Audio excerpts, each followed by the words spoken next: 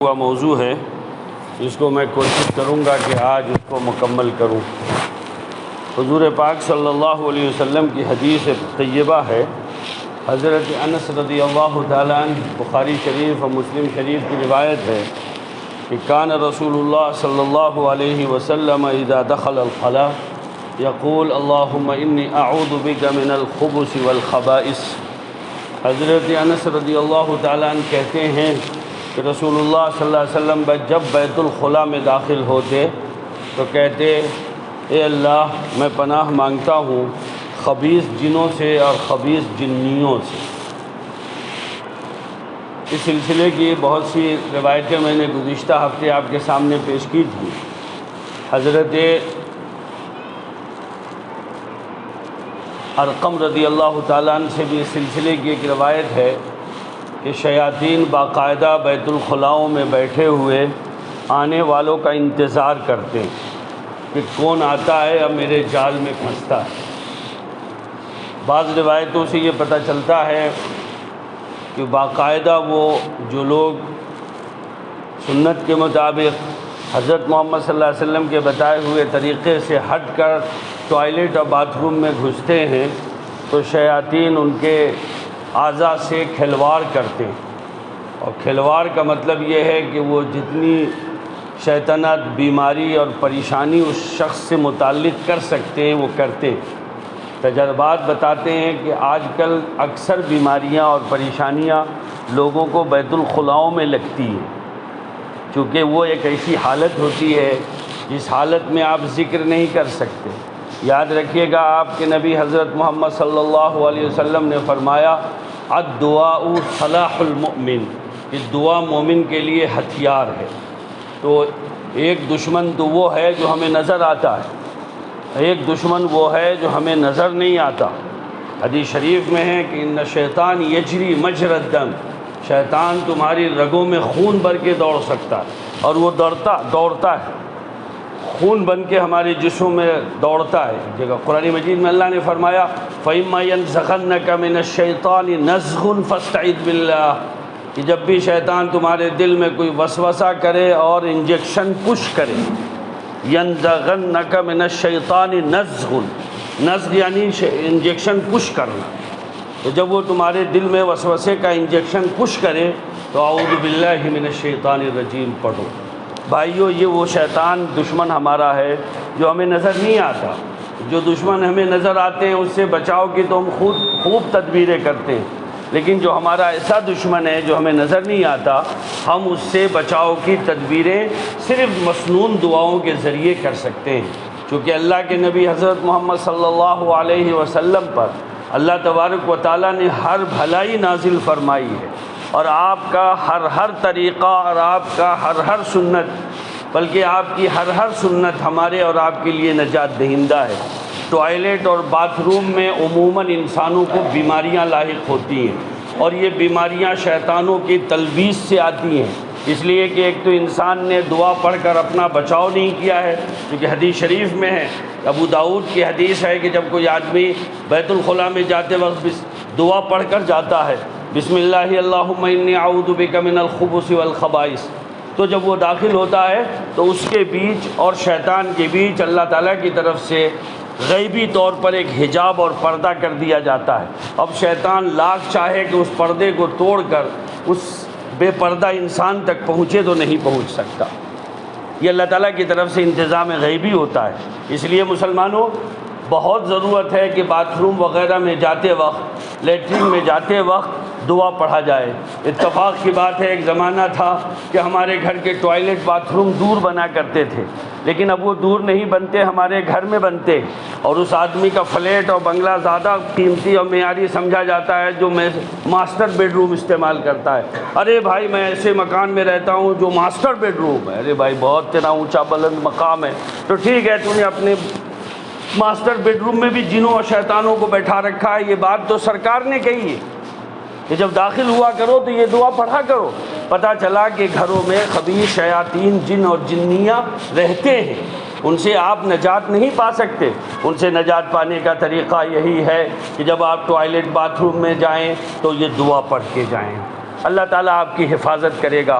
حدیث شریف میں ہے جب بیڈ روم بند کریں تو بسم اللہ الرحمن الرحیم پڑھ کے بند کریں، آپ کے پاس نہیں آئے گا۔ حتیٰ کہ میں یہ بات بڑے شرم و حجاب سے کہہ رہا ہوں کہ آپ اپنی بیوی سے ہم بستر ہوتے ہیں تو اس وقت بھی اللہ تعالیٰ سے پناہ مانگ کر ہم بستری کیجئے، ورنہ آپ کے ہم بستری کے ساتھ ساتھ انسانوں کے ہم بستری کے ساتھ ساتھ شیطان بھی ہم بستری کرتا ہے۔ لوگ بڑے فخر سے کہتے ہیں کہ 2 سال کا بچہ ہمارا کمپیوٹر آپریٹ کر لیتا ہے، موبائل آپریٹ کر لیتا ہے۔ یہ بچے انسانوں سے زیادہ شیطانوں کے ہیں، معاف کیجئے گا۔ اس لیے اتنا زیادہ جو فاسٹ نظام چل رہا ہے، اس میں بھائیوں بہت خطرے کی بات ہے۔ قرآن مجید کی وہ آیت بھی میں پڑھ سکتا ہوں آپ کے سامنے کہ شیطان کہتا ہے کہ میں تمہارے شریک ہوں اموال میں بھی اور اولاد میں بھی، یہ تمہاری اولاد اوریجنل نہیں ہے، اس میں میرا بھی حصہ ہے۔ انا للہ و انا الیہ راجعون۔ لوگوں نے حضرت بخاری شریف کی روایت ہے کہ جب بھی اپنی بیوی کے پاس جاؤ اور ہم بستری کا ارادہ کرو تو ایک الگ سے تعوذ پڑھو، اور پھر جب تمہارا منی کا قطرہ اس کے رحم میں خارج ہو اس وقت الگ سے ایک دعا پڑھو۔ یہ سرکار نے بتائی ہے، یہ حضرت محمد صلی اللہ علیہ وسلم کی تعلیم ہے، اور حضور صلی اللہ علیہ وسلم سے بڑھ کر کوئی ہدایت نہیں دے سکتا، حضور پاک صلی اللہ علیہ وسلم سے بڑھ کر کوئی ہماری رہنمائی نہیں کر سکتا۔ تو بھائیو آج بہت بیماریاں ہیں، کمر دکھتی ہے، گھٹنے دکھتے ہیں، عجیب عجیب بیماریاں ہیں۔ آدمی جب قضاء حاجت کر رہا ہوتا ہے تو ایک تو وہ ناپاک ہوتا ہے، ناپاکی خارج کر رہا ہوتا ہے، اس نے آلریڈی دعا کوئی نہیں پڑھی ہے، اپنا تحفظ نہیں کیا ہے، وہ کوئی ہتھیار بند نہیں ہے جو دعاؤں کے ذریعے وہ ہتھیار بند ہوتا اور اللہ کے فرشتے اس کی حفاظت کرتے، اس لیے کہ اللہ کے فرشتے باقاعدہ جنوں اور خبیثوں سے حفاظت کا کام کرتے ہیں۔ ایک حدیث میں سرکار مدینہ صلی اللہ علیہ وسلم نے فرمایا من استعاذ باللہ 10 مرات وکل بہ ملکا یرد عنہ الشیاطین، کہ جب آدمی 10 دفعہ اعوذ باللہ من الشیطان الرجیم صبح کو پڑھتا ہے تو شام تک شیاطین سے فرشتے اس کی حفاظت کرتے ہیں۔ ایک فرشتہ اللہ اس کی ڈیوٹی پہ لگا دیتا ہے، جسے آپ لوگوں کے ہاں کوئی وی آئی پی آئے اور آپ جا کر پولیس اسٹیشن میں کہیں کہ صاحب ہمارے پاس کوئی وی آئی پی آیا ہے، آپ ہم کو سیکورٹی دیجیے، اور وہ آپ کو سیکورٹی دے اور وہ سیکورٹی آپ کے ساتھ آگے پیچھے چلتا ہے۔ خدا کی قسم جب آپ رسول اللہ صلی اللہ علیہ وسلم کی دعائیں پڑھتے ہیں اور بعض مخصوص اوقات کی دعائیں پڑھتے ہیں تو آپ کی اور ہماری حفاظت ہوتی ہے۔ تو بہرحال میرے بھائیوں، میرے بزرگوں، میرے دوستوں، اللہ تبارک و تعالیٰ نے اس دین کو بڑا آسان اور سہل رکھا ہے۔ اس دین میں انسان کی حفاظت کے سارے بندوبست کر دیے گئے ہیں، لیکن انسان اگر ان بندوبست کا سے فائدہ نہ اٹھائے تو بتائیے پھر یہ اس کا اپنا نقصان ہے، کسی دوسرے کا نقصان نہیں ہے۔ ایک بہت بڑے صحابی رسول ہیں، بہت بڑے صحابی رسول، بلکہ رسول اللہ صلی اللہ علیہ وسلم کی آنکھوں کی پتلی ہیں، جی حضرت سعد بن عبادہ، اچانک ان کا انتقال ہو گیا۔ لوگ وہاں سے کہیں سے گزرے تو دیکھا ایک بل سے یہ آواز آ رہی ہے نحن قتلنا سید الخزرج سعد بن عبادہ ورمیناہ بسہمین فلم نخطف فؤادہ، کہ ہم نے قتل کیا ہے سعد بن عبادہ کا۔ بعد میں تحقیق حال سے پتہ چلا کہ انہوں نے ایک سوراخ پہ پیشاب کر دیا تھا، ایک سوراخ پہ پیشاب کر دیا تھا۔ بخاری شریف کے ایک روایت میں سرکار فرماتے ہیں، اور حضرت عبداللہ ابن مسعود کی روایتیں کہتے ہیں لما قدم وفد الجن علی رسول اللہ صلی اللہ علیہ وسلم قالوا یا رسول اللہ انہا امتک، جی کہ جب رسول اللہ صلی اللہ علیہ وسلم سے جناتوں کا وفد ملاقات کرنے کے لیے آیا تو اس نے سرکار مدینہ صلی اللہ علیہ وسلم سے کہا کہ یا رسول اللہ اپنی امت کو روک دیجئے اس بات سے ان یستنجوا بعظم وروثۃ وہمامہ، کہ یا رسول اللہ اپنی امت کو روک دیجئے کہ وہ پیشاب جو ہیں ہڈی سے نہ کریں، پیشاب خشک جو ڈھیلے کی جگہ ہڈی کا استعمال نہ کریں، اسی طرح سے گوبر کا استعمال نہ کریں، اسی طریقے سے کوئلے کا استعمال نہ کریں۔ کیوں؟ فإن اللہ تبارک و تعالی جعل لنا فیہا رزقا، کہ اللہ تعالیٰ نے ہمارے لیے اس میں رزق رکھا ہے۔ چنانچہ ونہانا رسول اللہ صلی اللہ علیہ وسلم عن ذلک، چنانچہ رسول اللہ صلی اللہ علیہ وسلم نے صحابہ کرام کو ان چیزوں سے استنجا کرنے سے روکا ہے۔ میرے بھائیوں، میرے بزرگوں، میرے دوستوں، آج کی میرا اپنا ایک ایسا سمجھنا ہے جو میری حس کام کرتی ہے۔ میں جانتا ہوں چونکہ میں لوگوں سے ملتا ہوں، میں سماجی کام کرتا ہوں، میں کئی جگہ پر سماج سے جڑا ہوا ہوں، آج لوگ بہت پریشان ہیں۔ میرا ایک اپنا خیال یہ ہے کہ اکثر لوگوں کی پریشانی بیت الخلاء سے جڑی ہوئی ہے، اس لیے یہ دعا یاد کیجئے اور بیت الخلاء میں جاتے آتے یہ دعا پڑھیے، ہمیشہ سنت کا خیال رکھیے، حضور پاک صلی اللہ علیہ وسلم کی ایک ایک سنت کو زندہ کیجئے۔ حضور کی ایک سنت یہ بھی زندہ کیجئے کہ مسجد جلدی آئیے، ایک نمبر کے مسلمان ہیں وہ مسلم معاشرے کے نمک ہیں، نمک، کہ جو خطیب کے کرسی پر بیٹھنے سے پہلے مسجد آ جاتے ہیں، وہ امت کے نمک ہیں، نمک۔ یہ بعد میں آنے والے جو لوگ ہیں یہ نمک نہیں ہیں، یہ پھین ہے، پھین۔ اس لیے جلدی آئیے، شکر ادا کیجئے کہ آپ کو یہ دین کی باتیں سنائی جا رہی ہیں، بہت قریب آپ سے یہ باتیں بھی چھین لی جائیں گی اور آپ سن نہیں پائیں گے۔ بھول گئے آپ کہ آپ کو نماز پڑھنے کا موقع نہیں مل رہا تھا؟